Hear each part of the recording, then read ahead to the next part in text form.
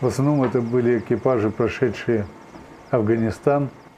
Но чувствуется, что пилоты знали свои машины, и они с точностью до нескольких метров забрасывали даже реактор вот этими инертными материалами. Вначале доломит, был различный песок, потом свинцовые чушки. Мы, кстати, свинец даже находили в мазках грибков, которые стояли в песочницах города Припять.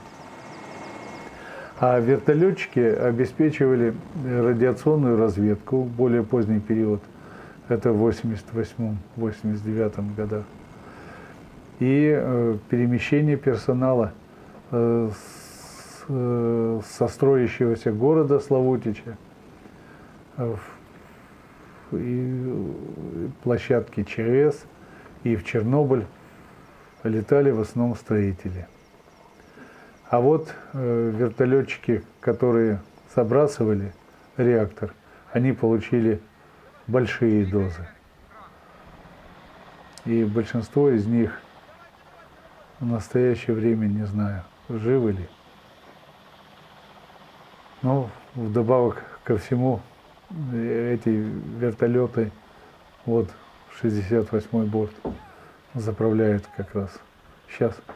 Эти вертолеты сбрасывали груженные, они вылетали груженные, сбрасывали на парашютах чушки свинцовые. Эти свинцовые чушки способны были понизить температуру расплавленной массы внутри реактора. И в свое время они, конечно, сыграли свою роль. Они понизили эту температуру. А особенно первое время сбрасывали мешки с песком. Мы эти мешки находили даже на кровле машзала. Эти мешки пробивали кровлю, падали в машзал. Вот. Как раз отлично. Как раз я, значит, с той стороны такой сюда летит, как раз чтобы реактор был, это перед реактором будет, чтобы начали. Слышишь, что? Так вот мы как раз заходите с этой стороны, а мы Чтобы реактор захватили не хотят. Да. Там просто для съемки, по команде скажем. Ну я как раз постараюсь, там быстро время дал. Значит, 5 минут, да, там это. Нет, от момента включения жидкость 5 минут выливается. Конечно, большое количество сульфидно-спиртовой борды, а именно она была принята за основу как наиболее дешевый материал, за основу материала, пригодного для пылеподавления. Но на сборках и латекс, и сульфидно-спиртовая борда, на горячих сборках, она вспенивалась, вспучивалась и способна была улететь. И вот наличие ветровой нагрузки, оно всегда способствовало перемещению этой чешуек, вот этой сульфидно-спиртовой или латексной в мастике, которая сверху была нанесена вот этими вертолетами. Да. Я впервые вижу эти кадры.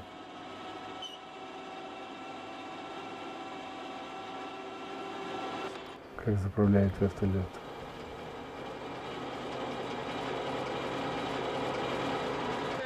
Для съемки. Ничего, нормальные комбинезончики, по-моему. Немного не подходят. Но даже для работы. Скажите, ребята, откуда вы? Забайкалье. Вы Забайкалье, представьтесь, как вы зовут? Да, Самсон. А вы откуда? Я с Подмосковья. Подмосковья? Да. Когда вы прибыли сюда? С 5 мая работаем, трудимся. Трудно? Ну, нормально. Ну как, что вы делаете? Вот сейчас обрабатываем площадь вблизи реактора. Химикатами. Что-нибудь интересный случай вспомните? Работа обыкновенная, случай. Нормально. Вы не боялись, когда ехали сюда? Что бояться? Все по плану, все отработано. Представляете, такое молодое лицо, молодой пилот вот этого вертолета. А сейчас 30 лет, изувечен Чернобылем. Наверняка. Боится? Ну, не знаю, давай. И этот тоже красавец, мужчина, тоже. Письма получается от него? Получил огромную дозу, Что, не дырявые? находясь в воздухе, Что вы хотели сказать, родные? возле Чтоб не волновались, ничего. реактора. Серьезного вроде бы так нет. И не то, что нет, а... В общем, все работаем по плану. Постоянная работа для летчиков. Для нас. А что вы хотели жене? Вот лично жене, как вы жену зовут? Значит, Светлана. Прямо так, давайте мы просто покажем это. Ну, Светлана, не волнуйся. Дочерей воспитывай как следует. Чтобы приехали, все было нормально. Чтобы Машенька говорить стала уже. Зубы там у нее, я слышал, раз начали уже прорезаться. Чтобы к моему приходу уже все было готово. Чтоб писалось. Спасибо. Спасибо. Да, здоровая часть нации.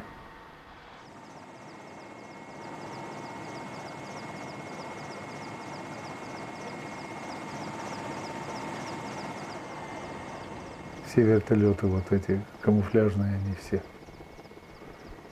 военные. А вот он в борду и поливает. Вот эта темная жидкость – это борда. А латекс, она наоборот, светлая жидкость. Это тоже снято с вертолета, очевидно. Вертолетчики еще характерны тем, что с помощью вертолета устанавливались дозиметрические приборы внутри реактора, опускались на тросе, а потом отстреливались. Были вывезены большие массы контейнеров, причем вертолет там зацеплял эти контейнера с элементами кровли, с элементами ТВС, и вертолет их тащил по воздуху на третью очередь. Там в траншеях бетонное хранилище было, и вот в бетонных этих траншеях эти контейнера захоранивались. Я очень часто летал в Славутич, поскольку там мы вели там дезактивационные работы в лесу. И один раз даже падал на вертолете. Но это было в Чернобыле, на той площадке, вот на которой сейчас памятник капитану Воробьеву и его экипажу.